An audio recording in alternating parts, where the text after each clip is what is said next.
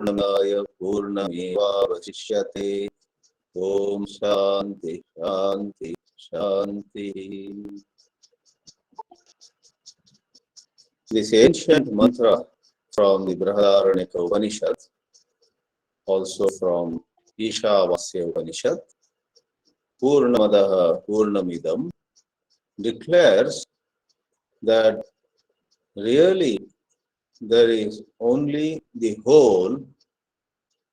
From the whole has risen, and the whole remains the whole only, without getting fragmented, without getting divided, without getting limited.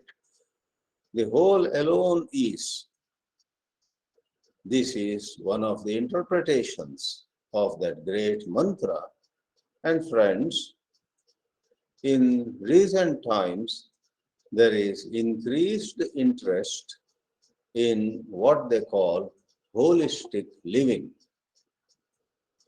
Holistic living is to live in the whole, as the whole, with the whole. What does it mean? We have, on one hand, the question of holistic living, on the other, lifestyle changes. Let's take both these and take a quick look at the definitions of both these terms, holistic living and lifestyle changes. First, as we pick up holistic living, what we mean by holistic living is taking care of the entirety of our existence, not to be focusing on a part and neglecting other parts. The whole of our existence, the entirety of our being, perhaps has many aspects to it, but in simple terms, the allied literature talks about our mind, our body, our emotions, and our soul, or the Atma. In holistic living, we have awareness that all these aspects, all these areas, physical, emotional, intellectual, sensory, and spiritual, all these are interconnected. There is increased acknowledgement, even in the medical community, that very many diseases on the physical plane of the body, so to say, are the result of mental disturbance. The word psychosomatic disease is commonly used these days.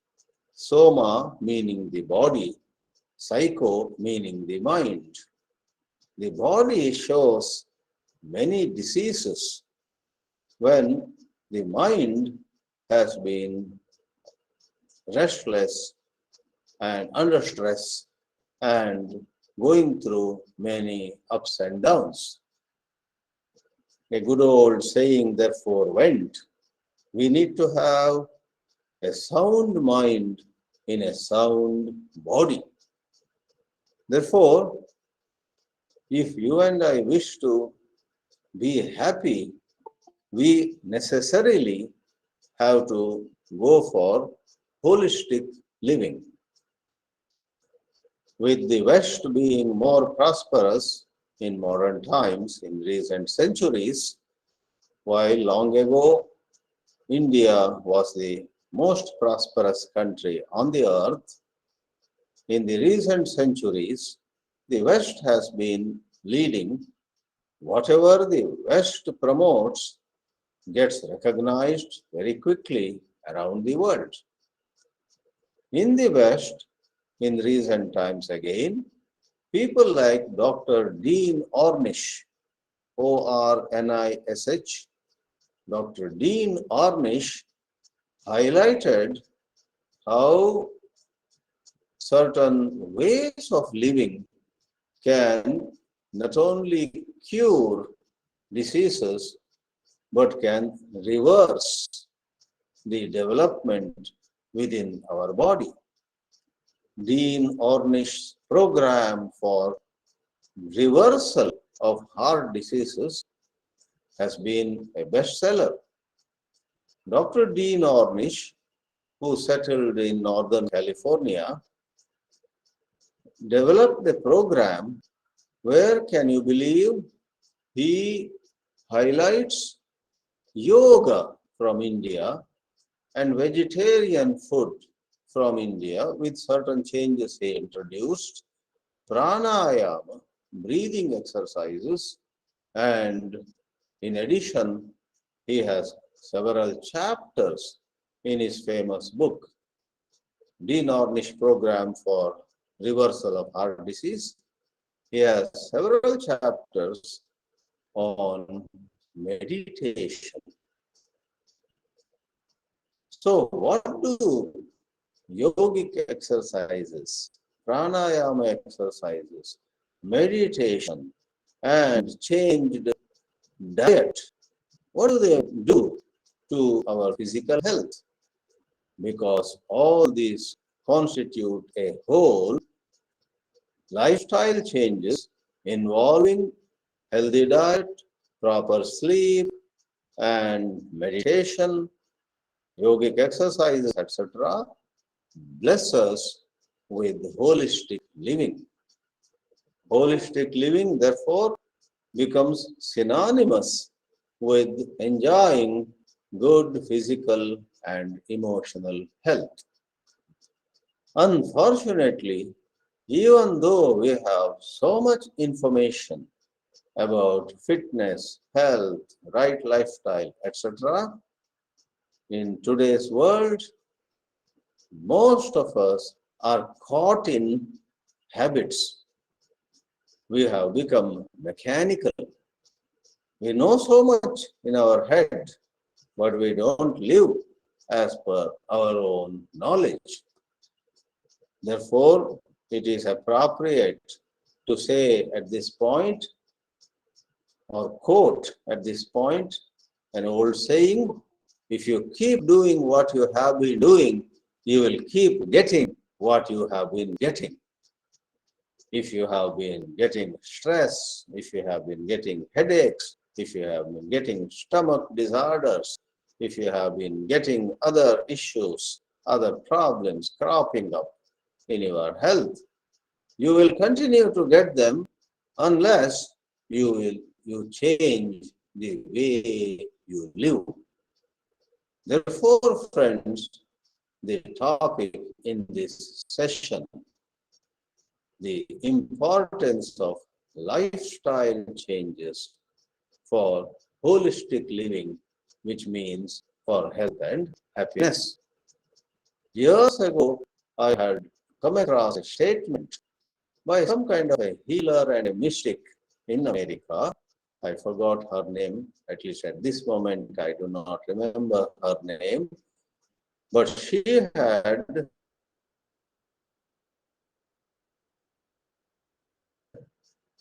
made a very interesting statement. She said, your biography is nothing but what follows your biology. I got her name. Caroline Miss. Caroline Miss. MYSS, I think, is the spelling. She was known, and perhaps now also she is active. I had come across some of her literature in the mid-90s when I lived in California. Caroline Miss said, your biography is intimately related to your biology. A difficult statement to understand, but therefore I'll explain it quickly. Biology in this context means all the glands, all the secretions from different glands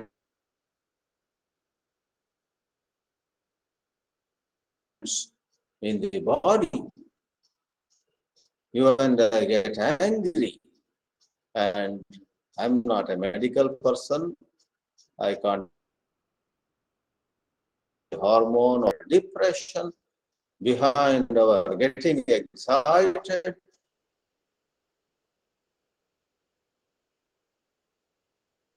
behind our sexual desire, behind some other emotional disturbance.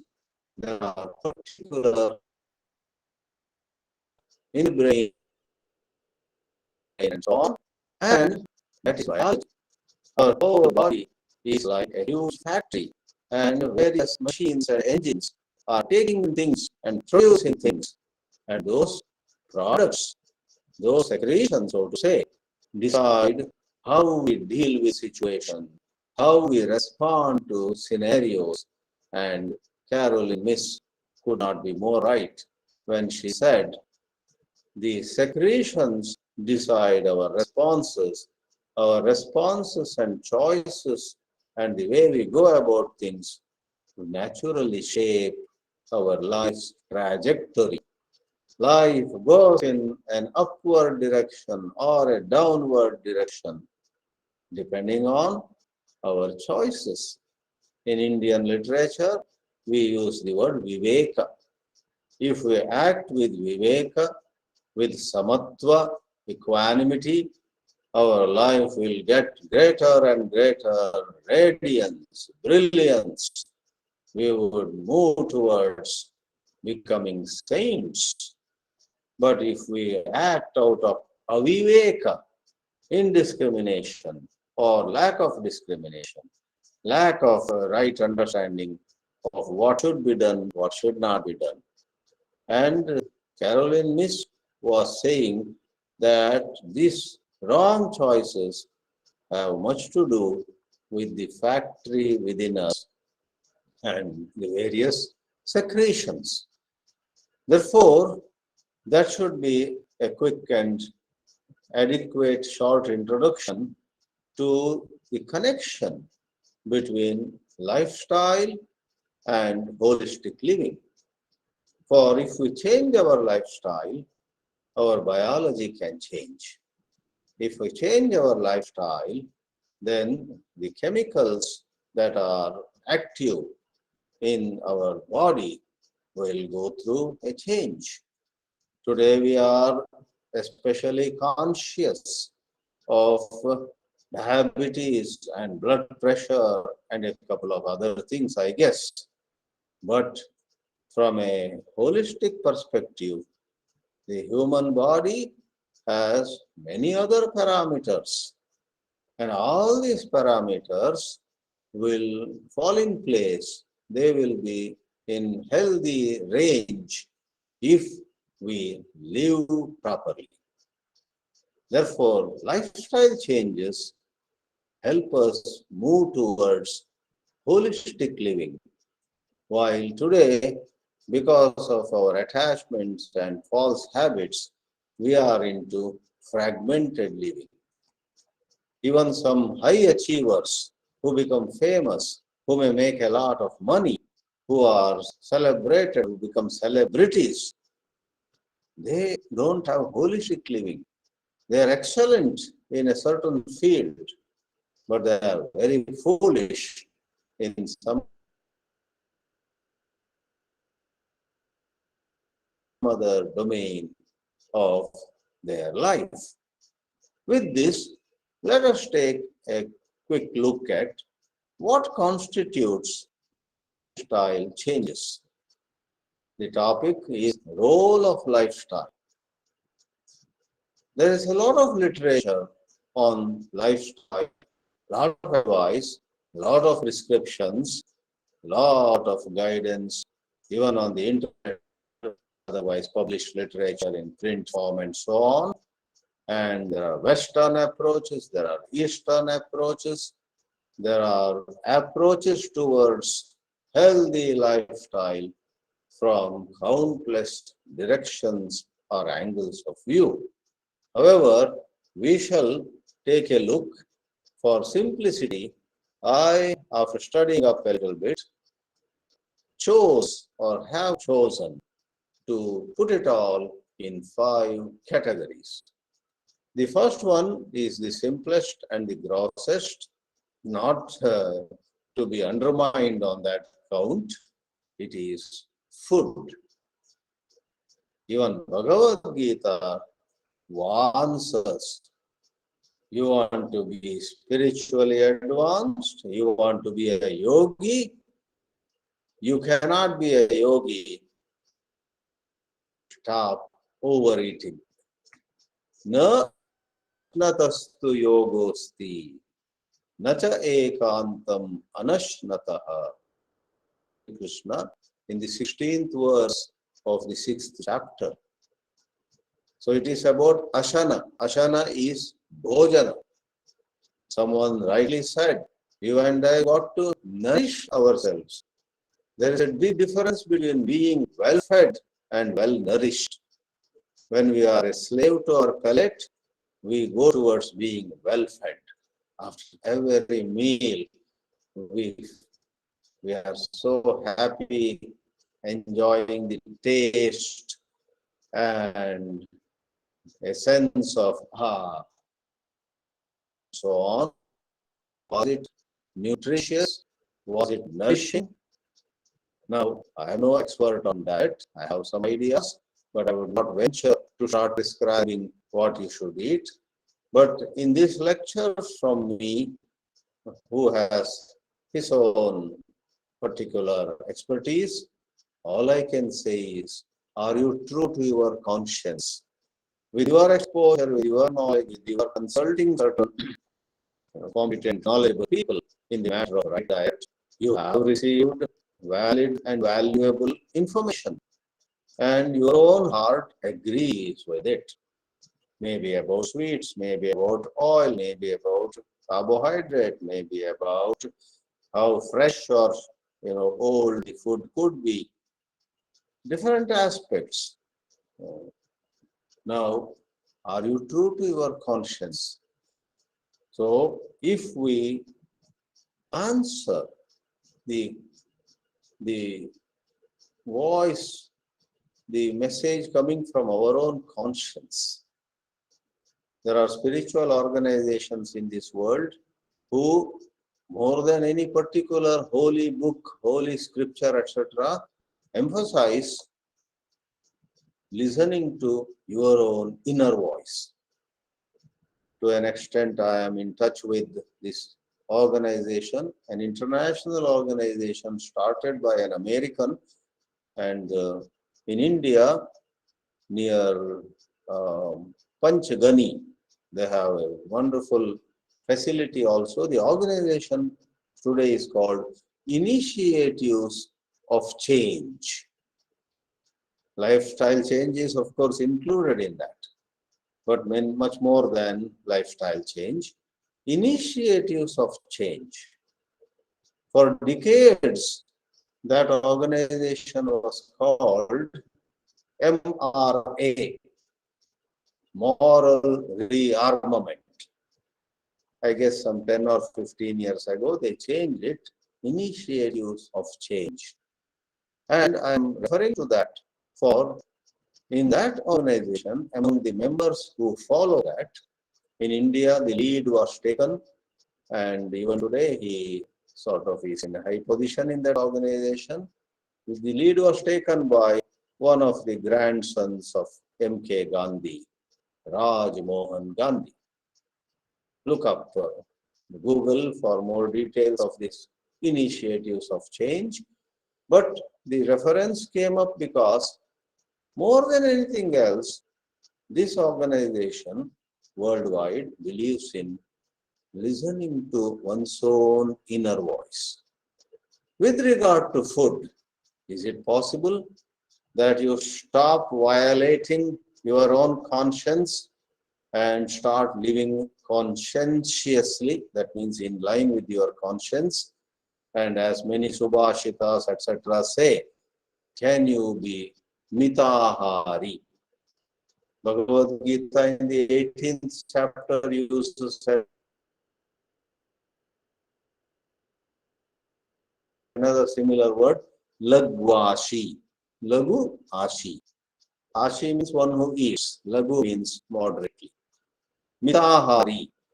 There was some Subhashita which said, if you are mitavashi, talking moderately, mita nidraha, sleeping moderately, mita ahari, eating moderately, then you will not have problems of ill health, you will not have bad relationships, life will be so orderly. Therefore, friends, you and I must pay heed to good advice on what is healthy diet. Our eating tendencies have to be changed to move towards good health. Meal size, meal times, and frequency of meals, etc., have to be re-examined. So food is right at the beginning, and then you have the place of exercises. This morning I got a very nice little message in one of our WhatsApp groups with a nice picture also. I wish I had the time, but I did not to share that picture. Could not make PowerPoint slides today. So I'm talking for the first time on this topic, lifestyle changes and holistic living. But the little message that came said so well. It just had one message to begin with: breathe. Breathe. The main message. And the second line said, the universe is taking care of everything else. You know, very thought-provoking statement. Breathe properly. Here and there, do regulated breathing. All through the day, as far as possible, be aware of your breathing. Breathe well, breathe rightly, breathe with awareness. And with a touch of humor, the second part of the message says, the universe is taking care of everything else. That's not an overstatement. If we breathe rightly, we become aware. We become more alert. Because in disturbed breathing, unregulated breathing, our emotions also go haywire. We don't notice what should be noticed. We start imagining somebody is coming towards us to help, but we mistake her to be coming towards us to harm us. We yell at her. Somebody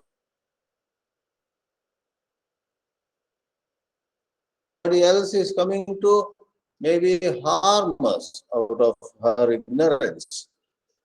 And we mistake her to be coming towards us, to be approaching us, to help us. And we goes haywire.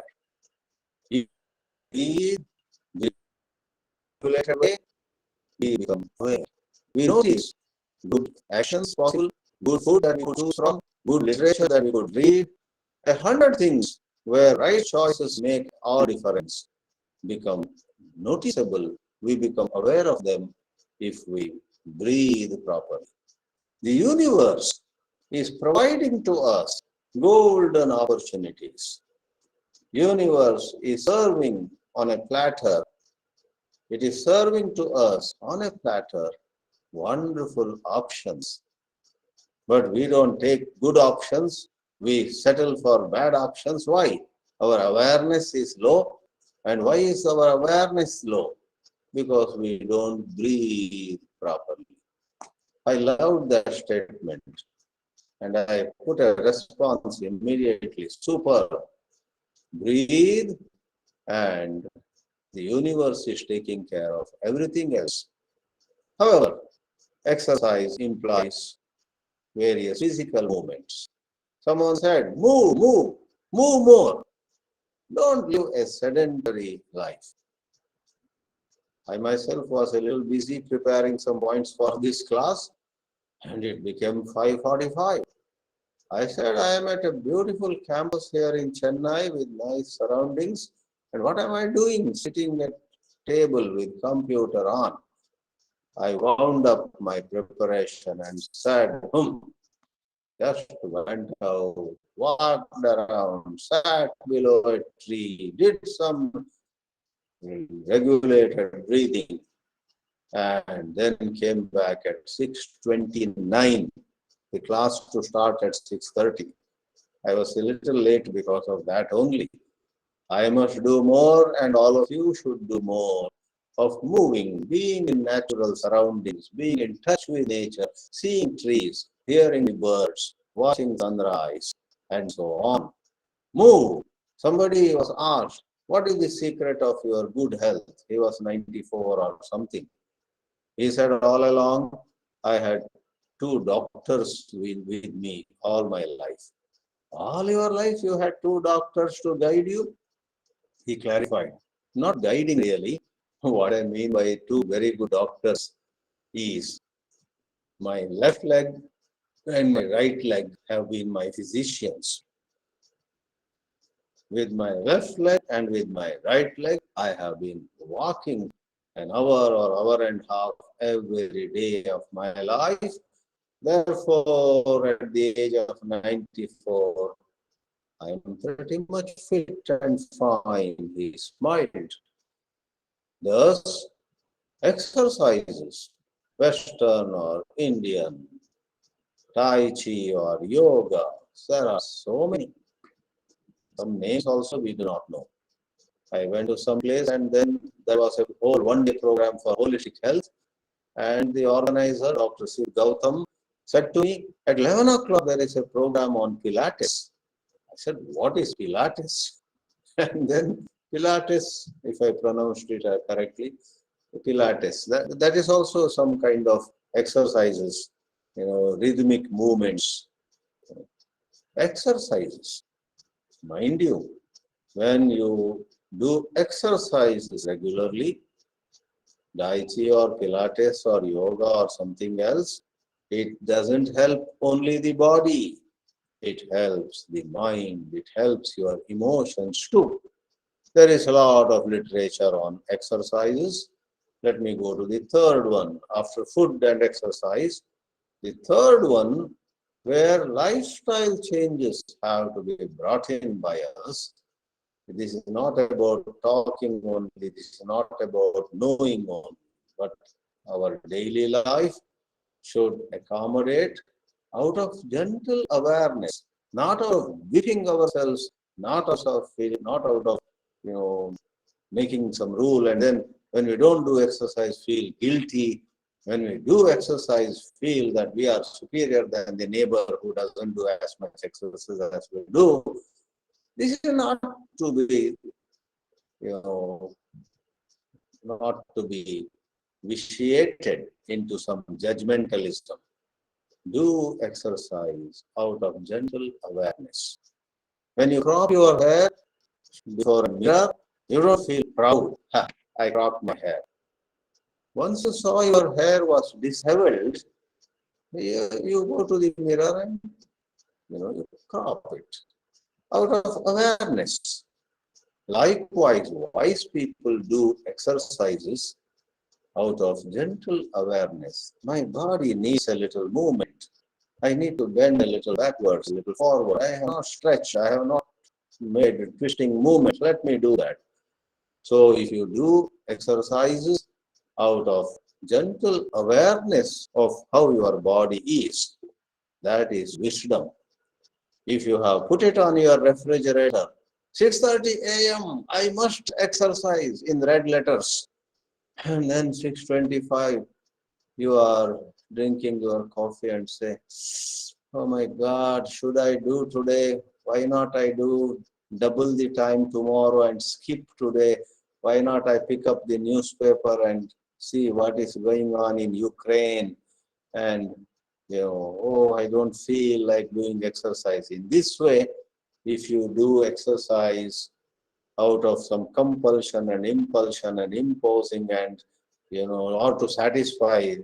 The husband does exercise because the wife was very sore with him not for doing it. For my wife's sake, I am doing exercise. That is all not good. We must do exercise out of gentle awareness of the need for it, of the body's condition.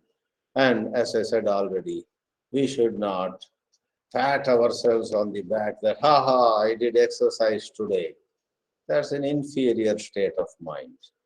Do you pat yourself on the back if you have cropped your hair, if you have washed your face, if you have brushed your teeth after getting up in the morning? You don't pat yourself on the back. If you don't brush your teeth in the morning before going to bed at night, that amounts to insensitivity. Whereas if you are sensitive and gently aware, you do what needs to be done. Now we go to the third out of the five categories. Sleep. Sleep. Sleep is a much researched area, but I must confess, though I have read bits and pieces of a lot of such material on sleep, even today I don't have a clear policy on how much sleep one needs. People tell, you must sleep 8 hours. What if we don't get, or what if we are restless? We may lie on the bed, but the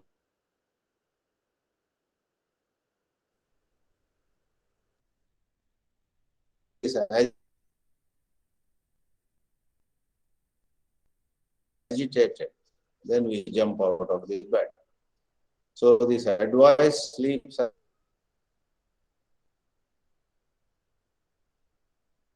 day, number of hours required, I do not know.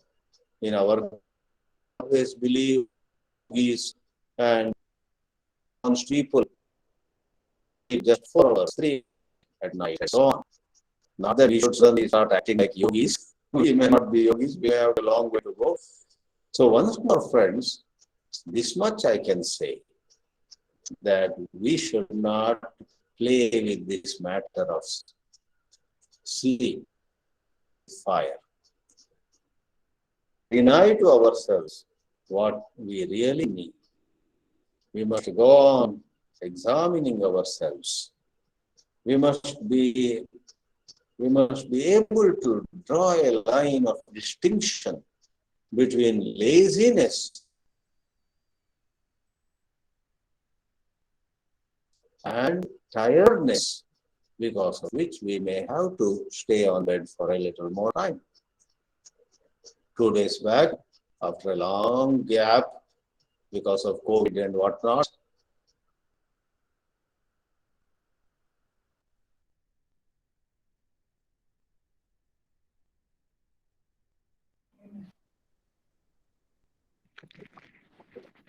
I think we have lost the connection of Swamiji. He might join back soon. Please stay on.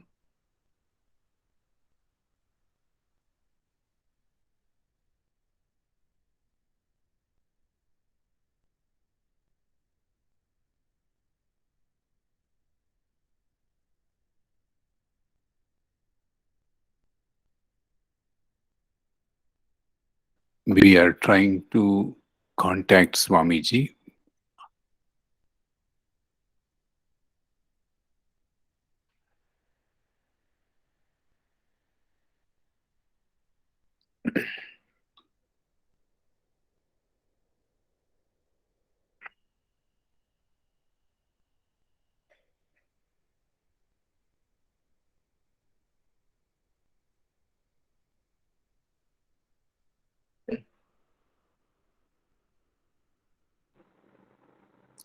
Yeah, I have opened up the audio in the meanwhile,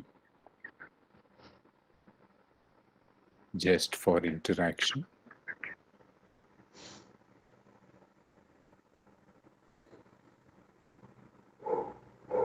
You're disconnected.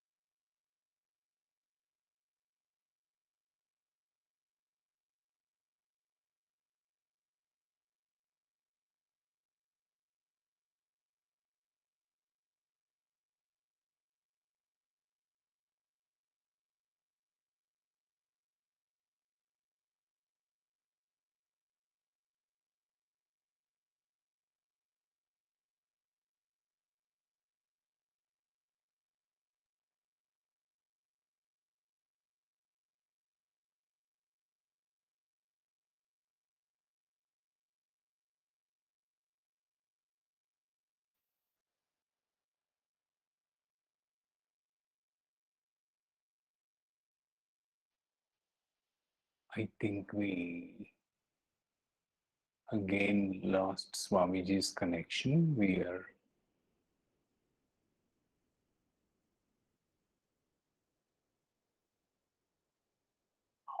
he's joined.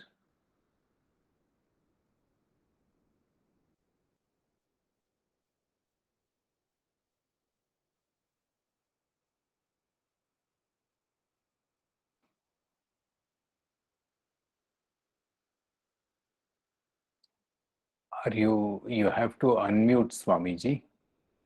You have to unmute and speak.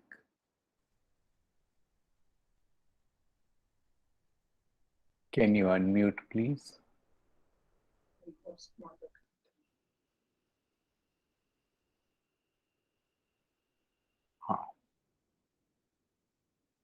Yes, we can. Your camera is on now. We can see your camera.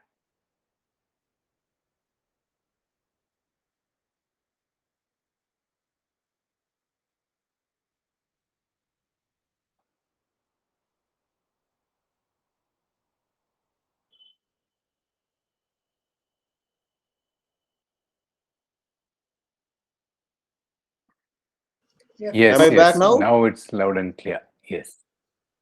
Oh, sorry about it. That's because some technical. I opened another window and I think signal got better. Okay. Okay. Sorry, I don't know how much time was lost, but About 4 to 5 minutes. That's fine. Okay. right. So I talked about food, right diet, healthy diet. Then I talked about exercise, which especially included the importance of regulated breathing and being aware of our breath as often as possible. And thirdly, I came to the topic of sleep and stress reduction. So there are many methods of stress reduction, both through exercises and through outlooks, through attitudes.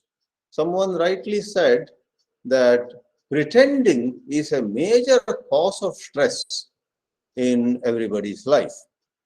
If you and I pretend to be something, we actually are something else, then within us there is certain fear that the other person may come to know what we truly are. Pretending, telling a lie, showing ourselves to be, great, while we may not actually be so, and so on. So if one can move towards honesty, honesty is a way to reduce stress. You don't pretend. You work out ways of telling politely what you are capable of, what you are not capable of, without fearing. Therefore, sleep, stress reduction, etc., are closely connected. And it has been rightly said that if we are living a life of reduced stress, even body weight and such things are better managed. Therefore, these different domains are interconnected, we must admit. No wonder Sri Krishna in the Gita says yoga is for such people, or yoga happens in the case of such people who are yukta cheshtasya karmasu. Rather than running around with too much of karma, too much of activities, if we are selective with our activities, neither underactive nor hyperactive, we are moderate. Yukta cheshta. Cheshta is physical movement, various forms of activities. Karmasu yukta cheshtasya yogo bhavati. Now, I would not elaborate more on sleep and methods of stress reduction. I come to a fourth domain of thoughts and emotions. We would have been living in a certain way, thinking certain thoughts. We have our own thinking patterns. Now, lifestyle change is not only those things which are visible to others outside, but Lifestyle change involves giving a different direction to our thinking patterns, to our emotions. Take, for example, a simple scenario. Some of us are very poor in saying no. Anybody asks for anything, we say, yeah, I will do that. Oh yeah. Sometimes we put up a confident smile. Oh yeah, I will do it. Inside we are worried. How will I do it? Already I am so busy, etc. So Ranjini Manian, an author of some self-help books, who is actually writing these days for women empowerment, brought out a book recently in which she has coined some acronyms. FOPO, FOPO. This morning I was glancing at some article by her. FOPO. I said, what is this FOPO? FOPO is fear of people's opinion. If we have fear of people's opinion, always fearing, and some of us are, like that, we fear even what a stranger will think about us, what my spouse would think about, what our children would think about me, what my parents-in-law think about me, etc. is understandable. In a workplace, what my boss would think about me is somewhat understandable.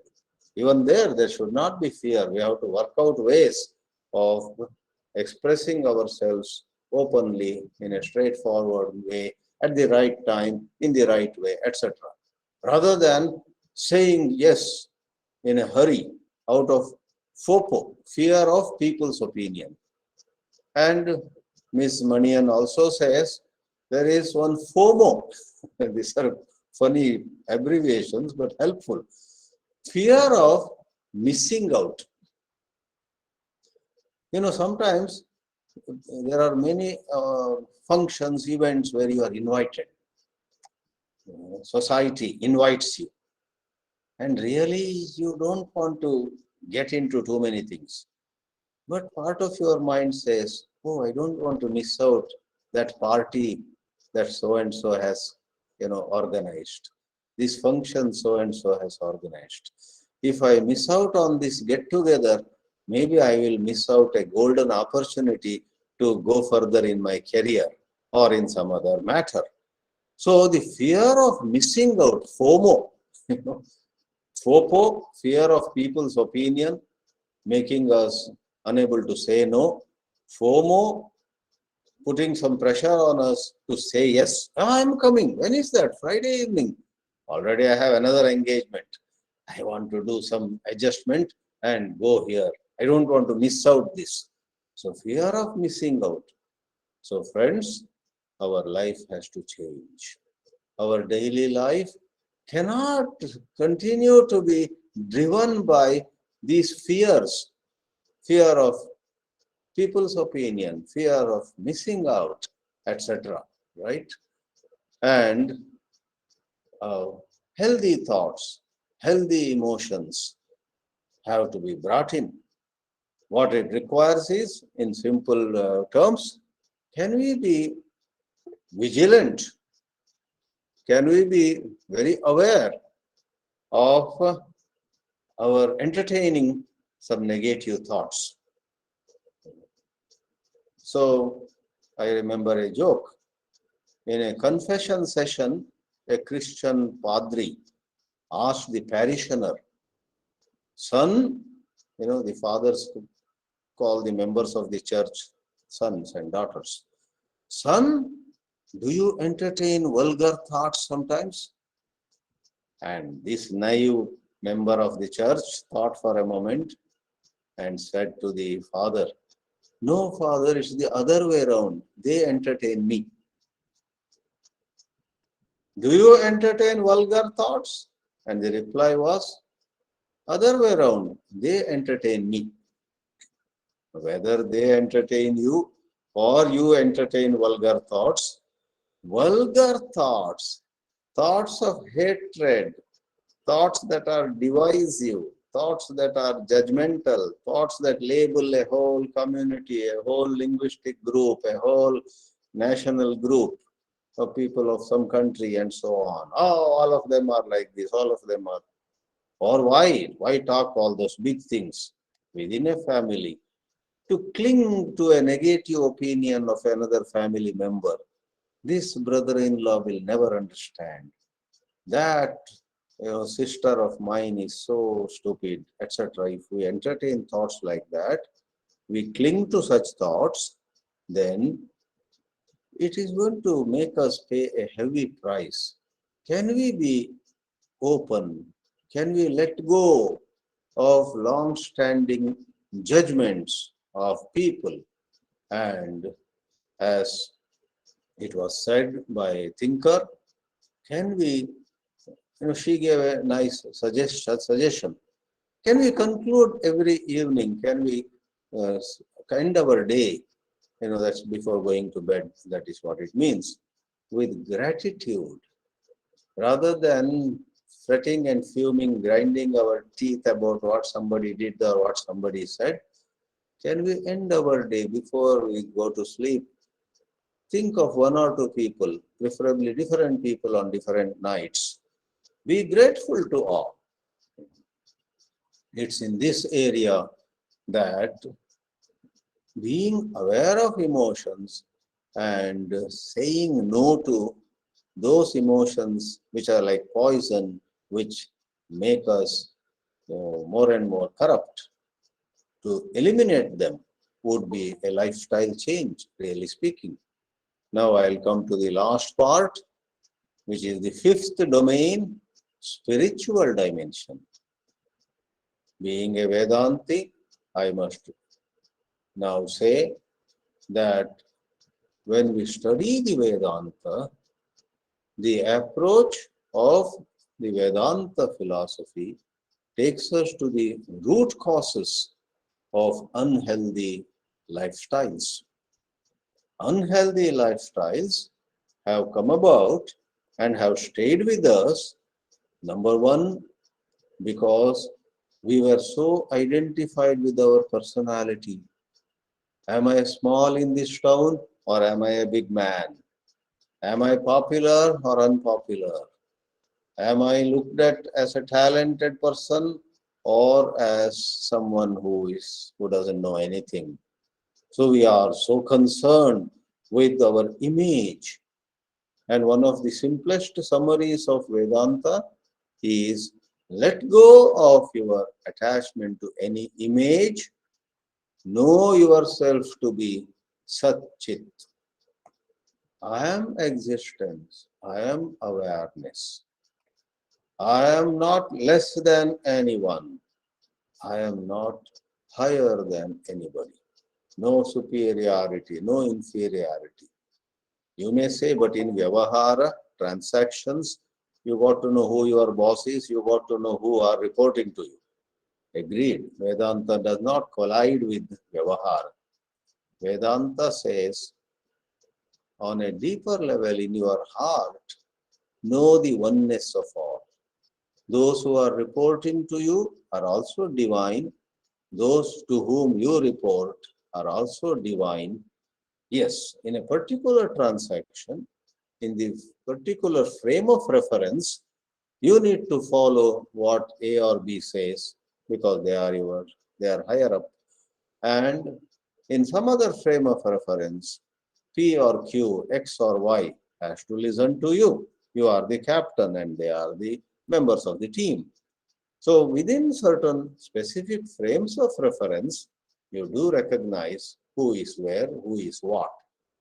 But underlying that recognition, proper study of Vedanta will give you, an understanding. All are divine.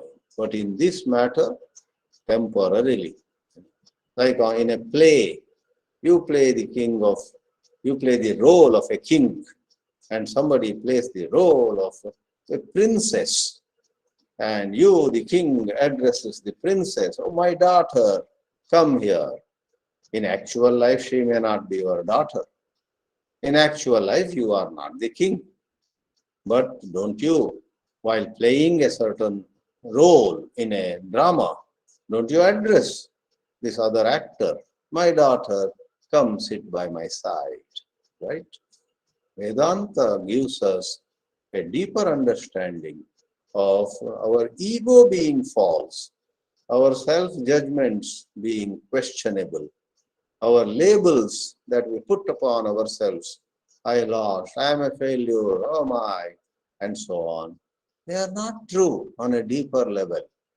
Therefore, Maharshi Ramana's Who Am I inquiry, if somebody guides you, some competent teacher lets you know what it is all about, this Who Am I inquiry can remove a whole lot of confusions.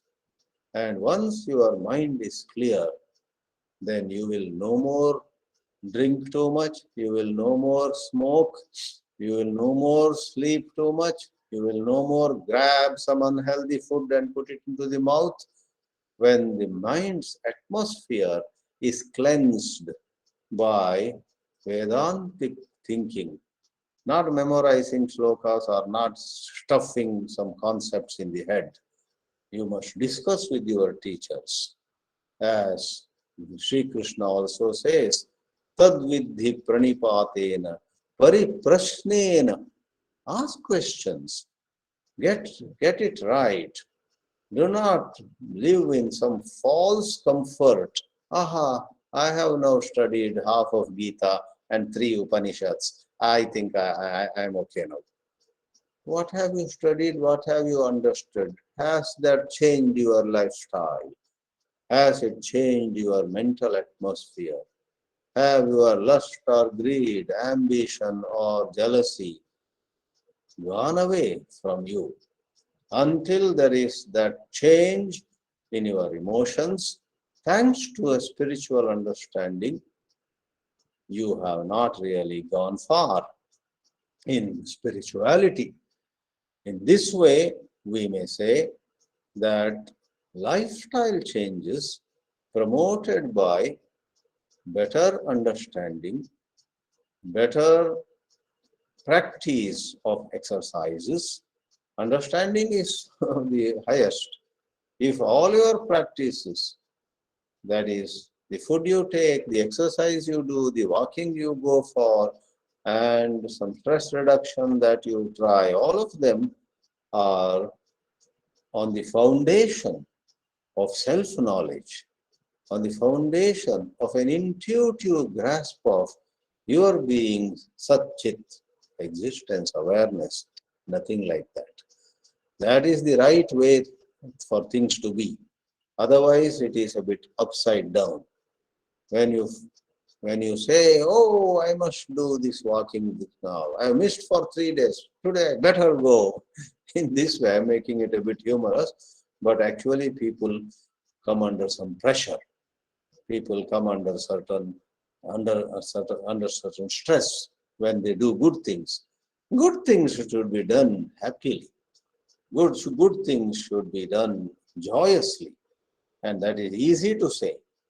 To actually do good things, good deeds, to speak good words, to be kind to people, to be compassionate to somebody, to actually do all that joyously and naturally, there has to be a deep inner cleansing that comes through jnana, through bhakti, through advanced spirituality.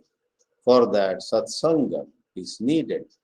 Therefore, friends, let me conclude that though we divided things into from 5 domains, finally, all of it is possible through awareness. And you must move towards awareness through sincerity, through earnestness. Do you really want to bring your life to order, to holistic excellence? Do you really want to, without any delay, live in a proper way from morning to night? If you really want, then you will take time off to review and to change the direction of your daily living. I pause here. Om Namah Paramarashibhyaha. Namaha Paramarashibhyaha.